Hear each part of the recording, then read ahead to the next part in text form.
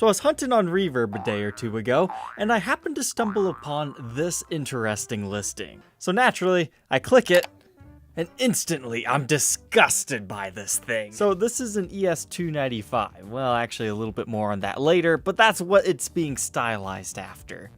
The most famous user of this guitar is Scotty Moore. He was the guitarist for Elvis, and he really shaped his sound using this instrument. And I once had one from the 50s, and that's a guitar I will never forget. Gibson actually did do a signature guitar for him in 2014. But here's what a regular ES295 looks like. You've got dual dog ear P90 pickups, the beautiful flower motif pickguard, you've got the sharp Florentine cutaway and this trapeze tailpiece down here with your 3-way toggle selector up here. But the whole thing about these guitars is the gold finish. So naturally, when I see a metal flake gold finish, I just instantly hated this thing. And you're also going to notice that this has a different bridge and tailpiece setup. But at least everything else is kind of 295 specs. So then I flip over to the back. Yup, sure enough, they even did the gold sparkle flake finish on the back.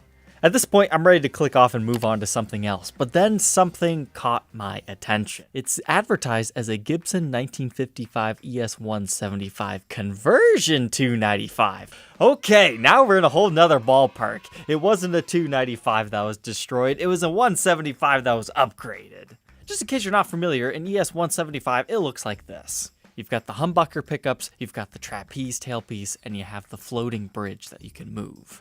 I think of Steve Howe from Yes and Asia when I think about this guitar. But an ES295 is basically just an all-gold version with a wraparound bridge, and everything else is pretty much the same. You even have the same inlays, same construction, materials. It really just comes down to your preference of bridge and tailpiece as well as pickups. But that can get a little bit hairy as well, depending on what year model you're talking about.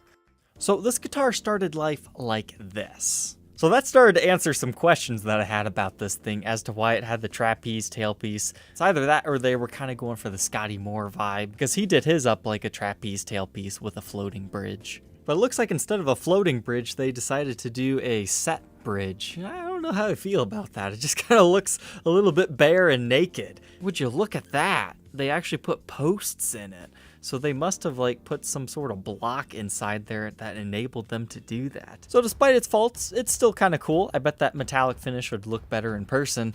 But then it hits ya. Oh no. Somebody converted it to a 12 string. Oh my goodness. I were to guess of how they did this, because I doubt the original headstock was quite that tall.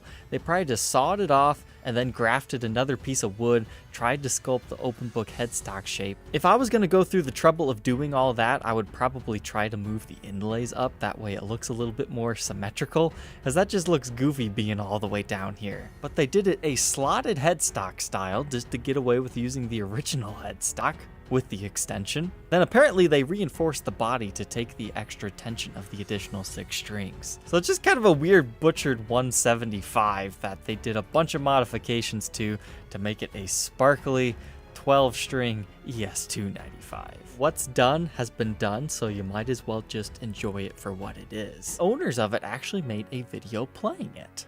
And that's also where I've been taking some of these B-roll shots from as well.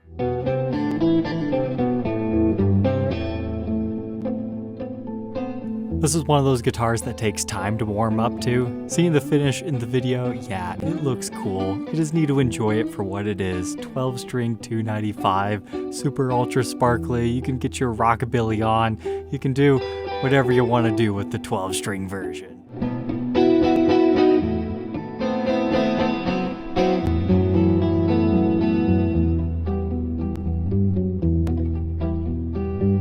But next we're looking at a 1968/69 Gibson SG Standard that has just been modified crazily. There's a lot to go over here, so let's just get into it. So this is a late 60s SG. They're not as desirable as the earlier 60s or the mid 60s. So the fact that this one's been all chopped up and everything, it's not quite as bad as it could have been. These are some of the most iconic SGs in my opinion, because you think of people like Angus Young, and this style of SG was also used in that classic movie, School of Rock. But as you can tell, there's been a lot of things going on here. We've got an extra knob right here. We've got an extra little toggle there. We've got something going on here. This guitar used to look like this. And now we've got this. What happened? Okay, So first off, let's discuss what's happened right here. These screw holes are left over from the original Vibrola unit that used to be on here. They look super cool, don't they? But underneath there, if you want to convert this into a stop bar tailpiece, you can't, because the routing is not there. So somebody got creative, and instead of installing a tailpiece like most people would do, they've turned it into a Telecaster by doing a string through design. So you can see here on the back that they just routed straight through the body in 6 locations. Not exactly in the most straight orientation. I honestly like string through style guitars. And in fact, if you're interested in a string through SG, you can check out my review of the SGZ, which was a remake of the original SG90 Double, which some of those can also be string through. But moving on here, let's go to our controls. Something that is very common to happen on these old SGs is they'll develop cracks. You can see that there's a little bit of a crack forming right there by the output jack, and that's because there's not a lot of wood in this area because they have to route it out the back and put the controls there. It's issues like these is probably why the SGs actually switched to a top routing system for a little bit in the early 70s. So I can only assume that this black plastic or whatever is over top of that is just making it so that the wood is secure enough in order to mount the knob. Because I mean, it seems like a whole bunch of stuff has potentially happened right there, and there's some finish touch up. But then we have a tiny little switch right here and our regular three-way toggle. Now, according to the seller's listing, if I'm reading it correctly, this is actually a kill switch. So I'm not sure if it's a 3-position or 2-position, just on and off, but that can definitely be a handy feature for some people.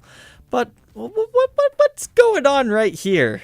This is the reason why I tell you guys, if you ever buy an old SG, make sure you check underneath the pick guard, because those pick guards can hide some very deadly sins. But honestly, I love it when people do these modifications because you really can throw a bunch of stuff on an SG just by doing some additional routing underneath here.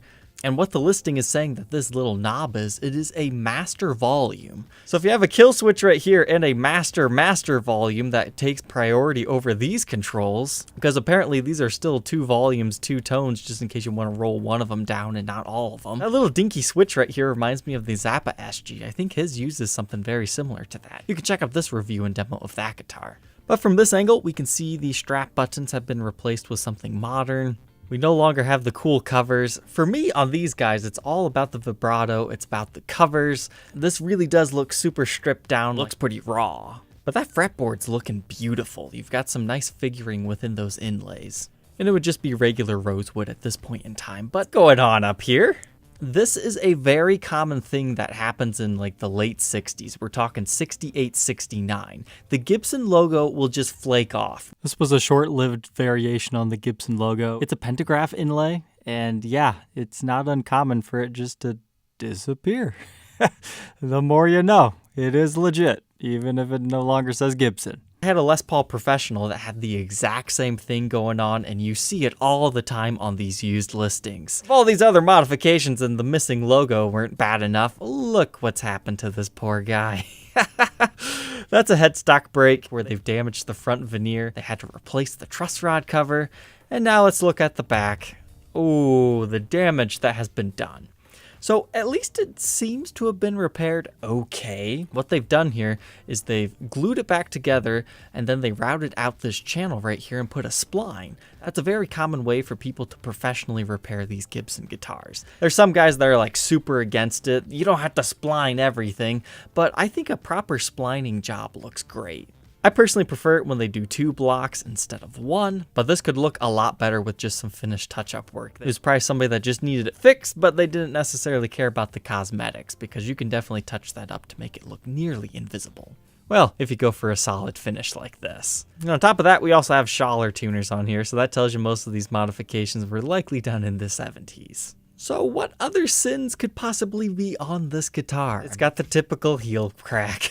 That's the Achilles heel, ha ha ha, of the 60s SGs. They always break right here. But what I love, look at that figuring within the mahogany body. That's really cool. But it's definitely split right here. You've got the typical split lines right there. And if you look around the other edges, usually you see them right here as well. I'll never forget that day I unboxed that SG Custom, and the neck just snapped off of it. You could lift it up. That was such a weird feeling. Ever since having that happen to me, I cannot pick up an SG the same way again. I'm always super careful with those things. So it'd be a fun guitar for somebody, that's for sure.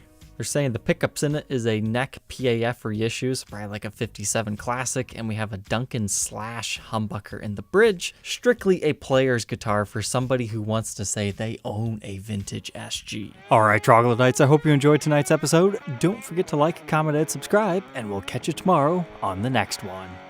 Take care.